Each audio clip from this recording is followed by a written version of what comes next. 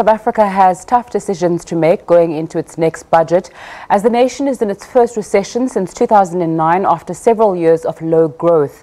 That's the word from Finance Minister Malusi Gigaba. Gigaba says lower than expected growth is likely this year, which will put strain on fiscal framework. Going into the October medium-term budget policy statement, the government will have some tough decisions to make. He was speaking at the Thomson Reuters Economist of the Year award. Gigaba has also briefed the media about the government's plan for inclusive growth. Earlier we spoke to Quarter 1 2017 GDP data confirming an economic recession. The Minister of Finance has engaged with various stakeholders to map a way forward.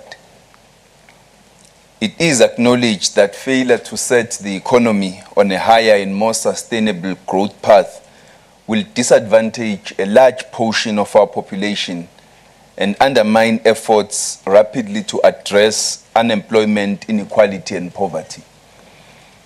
In our engagements with various stakeholders, several major concerns were raised, including continued slow growth, the recession and the potential impact to the fiscal framework, rising government debt, the state of state-owned companies and risks to contingent liabilities, and policy uncertainty and low business and consumer confidence. Government has been deeply engaged with the issue of low economic growth and the recession, analyzing its impact on social welfare and considering an appropriate response. There have since been several engagements in Cabinet and amongst the economic cluster ministers to craft an appropriate government response.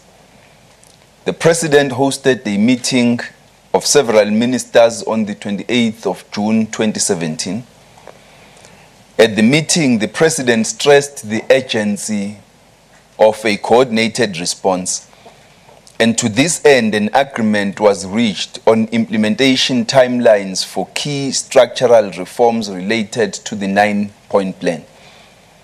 These would support both business and consumer confidence, thereby laying the foundation for an economic recovery. Details of the key areas are listed in the table attached, which I will refer later. These interventions are the beginning of a response program that will be unpacked in the medium-term budget policy statement and the 2018 budget. The President will monitor and coordinate implementation to ensure the timelines are met. The Minister of Finance has also committed to exploring an economic support package within existing fiscal resources. The support package will be designed to enhance the 9-point plan structural reform program and will depend on the government's ability to find resources through reprioritization from areas of slack towards areas with higher potential for growth and employment. Any support package will be dependent on progress in implementing these interventions. At the medium-term budget policy statement, we will be able to more comprehensively speak to our economic outlook and growth prospects. It is critical that we go into the MTBPS having demonstrated progress in unlocking growth. We've made progress on resolving electricity constraints and improving labor relations and the ease of doing business. The global economy presents opportunities, including growth in some of our major trading partners, a recovery in commodity prices, and strong capital inflows into emerging markets. Let's take advantage of these opportunities. We also call upon all social partners to engage proactively on practical initiatives to bring about inclusive growth and economic transformation. Earlier